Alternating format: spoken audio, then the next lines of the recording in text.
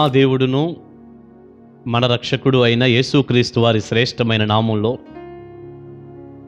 ఉదయకాల మన్నా అనే చక్కని కార్యక్రమాన్ని చూస్తున్న మీ అందరికీ నిండు హృదయంతో వందనాలండి.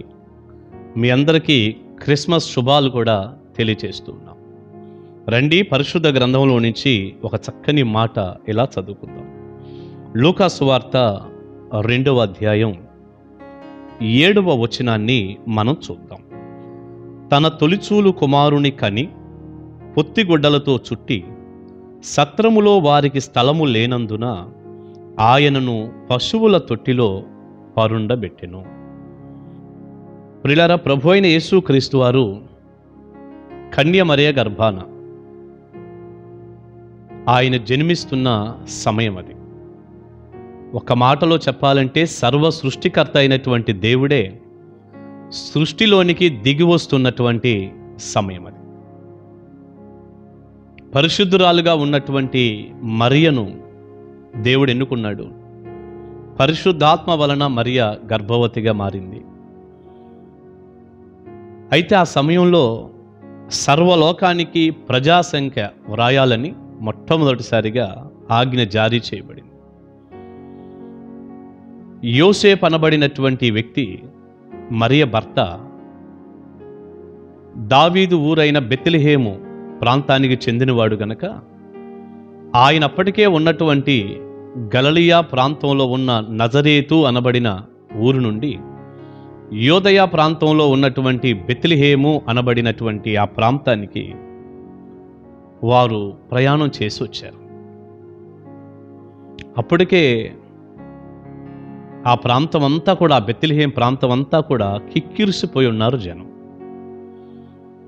అక్కడ సత్రాలు ఉన్నాయి, కానీ కిక్కిరిసి ఉన్నాయి. మామూలుగానే సత్రాలు కొంచెం ఫుల్గా ఉంటుంటాయి.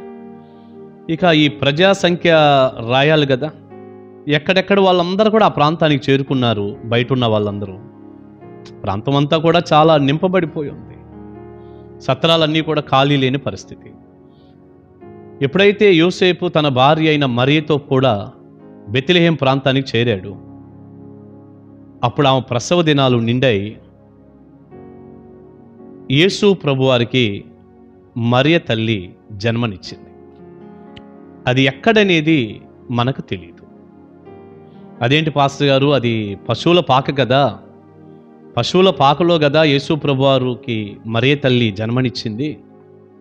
అందుకే మనం సంవత్సరాల తరబడి నుంచి చెప్పుకుంటూనే ఉంటాం, పశువుల పాకలో యేసయ్య పుట్టాడని.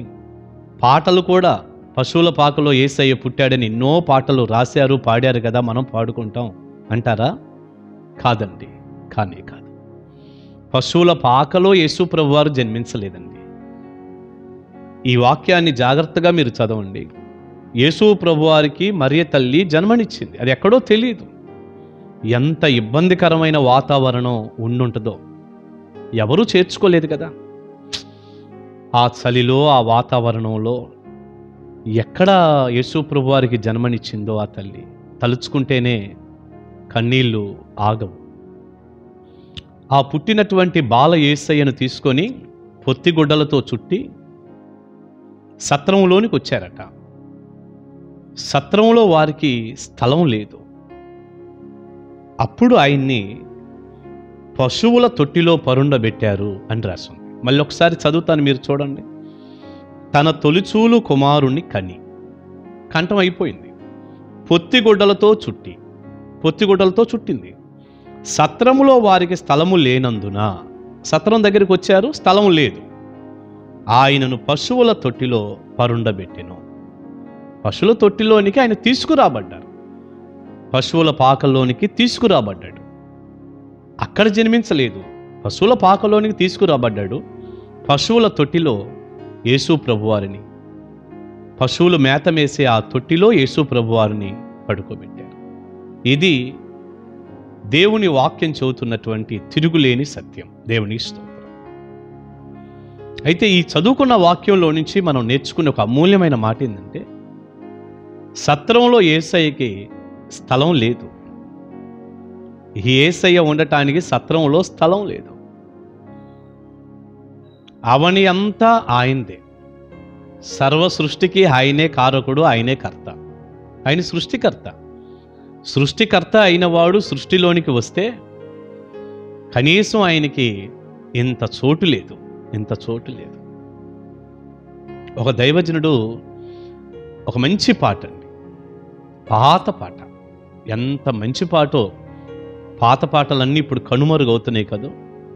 లేదులేండి, అప్పుడప్పుడు అక్కడక్కడ వాటిని కూడా పాడి ప్రభువుని స్తుతించేవారు లేకపోలేదు.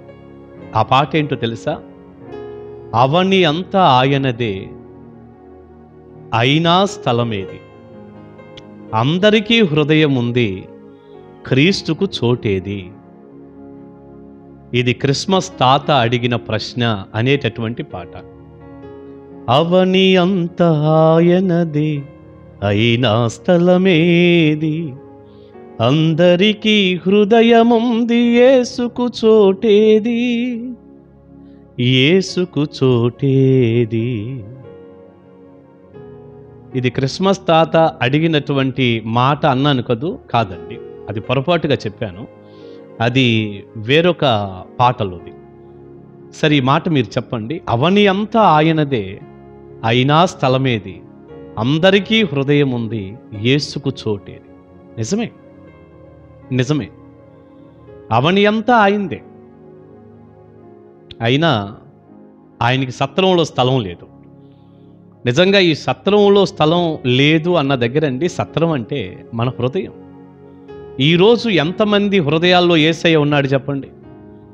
ఎంతమంది హృదయాల్లో యేసు ప్రభు వారికి చోటు ఉందంటారు?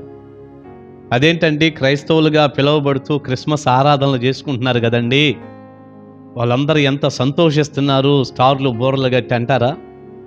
ఏమండి, ఏదో ఒక మీటింగ్ పెట్టారు, స్టారు కట్టాడు, బోర్లు కట్టారు, ఈ పైకి ఏదో క్రిస్మస్ తాత డ్రెస్ వేశారు, పిల్లలు ఏమి డ్యాన్సులు వేశారు. కాదండి, హృదయంలో యేసయ్యకు చోటు. నీ హృదయం అనే సత్రంలో యేసయ్యకు చోటు ఇవ్వాలి. అది నిజమైన క్రిస్మస్, నిజమైన క్రిస్మస్. హృదయం అనే సత్రంలో చోటు లేకుండా ఎంతమంది ఆరాధిస్తున్నారో ఈ రోజున, ఎంతమంది ఆరాధిస్తున్నారో. పాపం ఆ సత్రపు యజమాని ఇచ్చాడు కానీ యేసు ప్రభు వారికి ఆ పాకనిచ్చాడు, తొట్టినిచ్చాడు, కానీ సత్రంలో ఆయన స్థలం లేదు. ఈరోజు కొంతమంది వారి హృదయాల్లో క్రీస్తుని కలిగి ఆరాధన చేస్తున్నారు, క్రిస్మస్ ఆరాధన. చాలామంది అండి క్రీస్తు లేకుండానే ఆరాధన చేస్తున్నారు. యేసు ప్రభు లేడు, వారి హృదయం అనే సత్రంలో చోటు లేదు. అందుకే బైబిల్లో యేసయ్య ఒక మాట అన్నాడండి, వారు పెదవులతో నన్ను ఘనపరుచుదురు గాని వారి హృదయం నాకు దూరంగా ఉంది అన్న మాటలు ఉన్నాయి. ప్రకటన గ్రంథంలో, ఇదిగో తలుపు నొద్ద నిలుచుండి నేను తట్టుచున్నాను, ఎవరైనా నా స్వరము విని తలుపు తీసిన ఎడల నేను లోనికి వచ్చి నాతో అతడును అతడితో నేనును కలిసి భోజనం చేస్తాము అని ప్రభు అడిగాడు. సంఘంతో అడిగిన మాటది, లవొదికీయ సంఘంతో అడిగిన మాట. సంఘం లోపల వారి హృదయంలోనే ప్రభు లేడు. ఎంత విచారకరమండి, లోపల హృదయంలో లేడండి, యేసయ్య లేడు. చాలామంది జీవితాల్లో పాపం ఉందండి, అవిధేయతలు ఉన్నాయి, లోకమే వచ్చి కూర్చుంది వాళ్ళ అంతరంగంలో. యేసు ప్రభు చోటు లేదు. సత్రం దగ్గరికి యేసు ప్రభు వారిని తీసుకొస్తే లేదు లేదు చోటు లేదు వెళ్ళండి అన్నాడుగా, ఆ సత్రపు యజమాని అన్నాడు కదా. అలాగైపోయింది ఈనాడు చాలామంది జీవితాలు అలాగే ఉన్నాయి.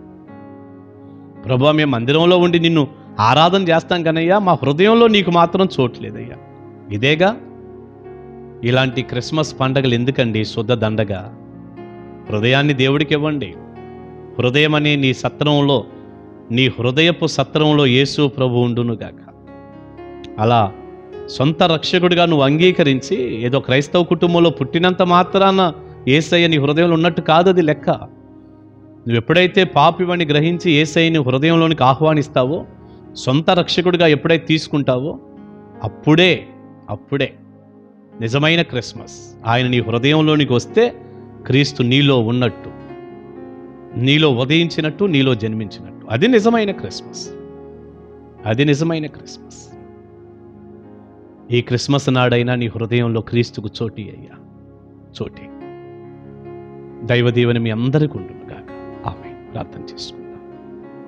పరిశుద్ధ తండ్రి, ఆనాడు సత్రంలో మీకు స్థలం లేదు, పశువుల పాకలో స్థలం దొరికింది. ఈనాడు కూడా ఎంతోమంది హృదయాల్లో మీకు చోటు లేదయ్యా. మీరు చాలా దుఃఖపడుతున్నారు. తలుపు తీస్తే హృదయంలోనికి రావాలని ఆశపడుతున్నారు. ప్రభువా, ఈ క్రిస్మస్ ఆరాధన వాతావరణాల్లో ఈ మాటలు వింటున్న ప్రతి ఒక్కరు, ప్రభువా, ఈ మాటలు వింటున్న వారే కాదయ్యా, మిమ్మల్ని క్రిస్మస్ పేరిట ఆరాధిస్తున్న ప్రతి ఒక్కరి అంతరంగాల్లో మీరే ఉండి, మిమ్మల్ని కలిగి ఉండి, నిజమైన క్రిస్మస్ ఆరాధన వారు చేయటానికి సహాయం చేయండి. ఈ వర్తమానాన్ని దీవించి ప్రజలు మిమ్మల్ని కలిగి ఆరాధించే కృపను దయచేయండి. యేసు నామాని ప్రార్థన మనవులు అడుగుచున్నాను తండ్రి. ఆమేన్. ఆమేన్. God bless you. దేవుని మహాకృప మీ అందరికీ తోడై ఉండును గాక. ఆమేన్. కలుసుకుందాం.